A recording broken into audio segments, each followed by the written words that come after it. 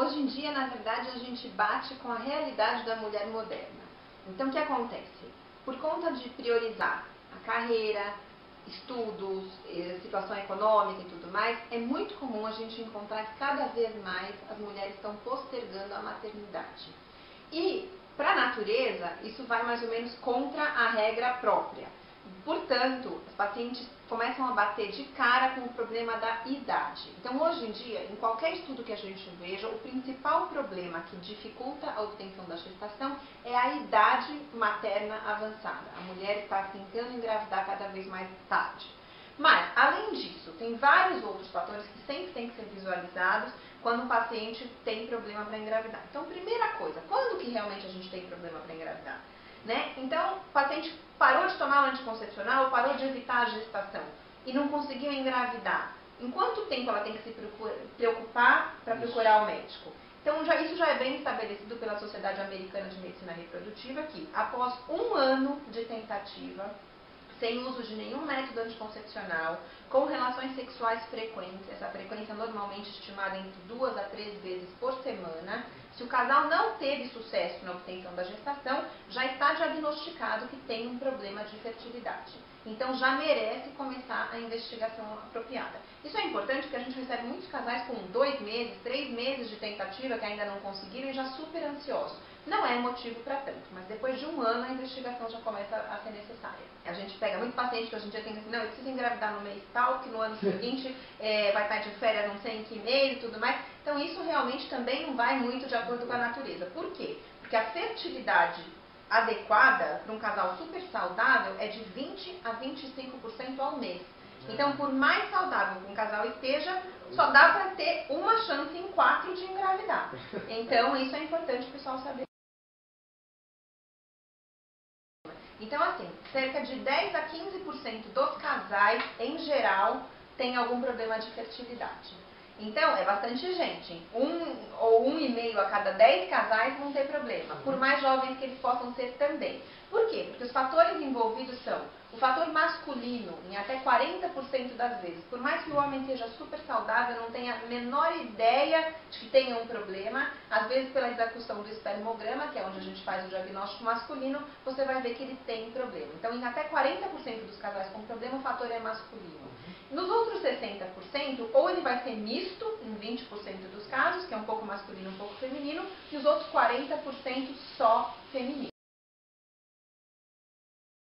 Os fatores masculinos principais são uma deficiência na produção dos espermatozoides, então se caracterizando por um baixo número de espermatozoides no espermograma, ou então problemas no transporte desses espermatozoides que encontram alguma obstrução. Então, às vezes, o número até lá no testículo onde eles estão produzidos é normal, mas o trajeto está obstruído. As duas situações, na verdade, a gente faz o diagnóstico da mesma maneira. É uma baixa contagem de espermatozoides no espermograma. E é o urologista mais especializado em reprodução, que é chamado de andrologista, que vai fazer o diagnóstico final. A causa mais comum no nosso meio para ter essa baixa produção de espermatozoides é a presença de varizes nos testículos, que é chamado de varicocele, que normalmente pode precisar de uma correção cirúrgica para solucionar esse problema. Então, às vezes a gente tem problemas de ordem genética, que já tem uma correção um pouquinho mais complicada, e existem também médicos que associam uma série, um combinado de vitaminas, proteínas e tudo mais, que o paciente pode ingerir, melhorando um pouquinho a produção. Mas todas essas melhoras para o fator masculino demoram pelo menos de 3 a 6 meses para serem verificadas. Então, também tem que ter um pouquinho de paciência. Cada um tem um pequeno problema. Se fosse só um probleminha isolado, talvez a gestação viesse. Mas, por exemplo, o homem pode ter uma baixa contagem de espermatozoides, mas ele até que tem alguma coisa. Mas a mulher tem um outro fator, que seria um fator uterino, um pólipo, uma aderência, um fator menstrual, uma irregularidade menstrual, ou a paciente não ovula direito. A paciente pode ter endometriose, que é super frequente no nosso meio também, 10 a 15% das mulheres têm endometriose. Qualquer coisa dessas, que ela também não tenha um problema muito marcante, mas que já atrapalha um pouquinho do lado dela, junto com o problema masculino que atrapalha um pouquinho, os dois somados não conseguem obter a gestação. Então esses seriam os fatores mistos. E aí a gente passa por fatores exclusivamente femininos, que já são mais ou menos o que a gente comentou. Então eles podem ser fatores infecciosos, São bactérias no trato reprodutivo que não permitem a obtenção da gestação. Fatores menstruais ou hormonais, que são da parte da regulação do ciclo menstrual, da ovulação, de segurar o pós-ovulatório, preparar adequadamente o ambiente uterino. Fatores uterinos locais, como a presença de pólipos, de micropólipos, de microinfecções dentro do útero, que chamam endometrite, tudo isso pode atrapalhar bastante. Fatores tuboperitoneais ou tubários, que é a obstrução tubária, que no meio brasileiro, em geral, é o mais importante. Por quê? Porque as mulheres a gente tem muito infecção maltratada, que, por exemplo, daquela molde dos corrimentos, como a gente falou, e o que acontece? Esses corrimentos maltratados podem permitir a subida de bactérias que vão lá e danificam as tubas. E essas trompas obstruídas depois vão impossibilitar a obtenção de gestação. Situações que precisam ser cirúrgicas. Então, por exemplo, se as trompas estiverem obstruídas, precisa haver uma boa avaliação se tem a possibilidade de correção cirúrgica para deixá-las novamente permeáveis e facilitar a gestação depois.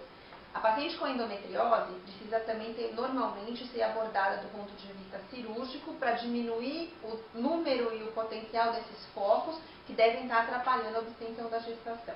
A paciente com pólipos dentro do útero, ou aderências, sinéquias e tudo mais, também precisa ter todos esses elementos removidos, senão aquele útero não vai ser próprio para a obtenção de uma gestação. Então essas seriam as principais causas cirúrgicas. Quando a paciente tem uma disfunção hormonal, aí normalmente o tratamento é mais medicamentoso, tentando acertar os hormônios. Lembrando que os hormônios podem ser próprios do ovário, outros hormônios da tireoide, que também interferem demais. A paciente com micro desregulações tiroidianas também pode ter um problema muito intenso para engravidar. A fertilização in vitro acaba sendo um dos últimos recursos quando realmente a gente não tem opção de restaurar a fertilidade do casal.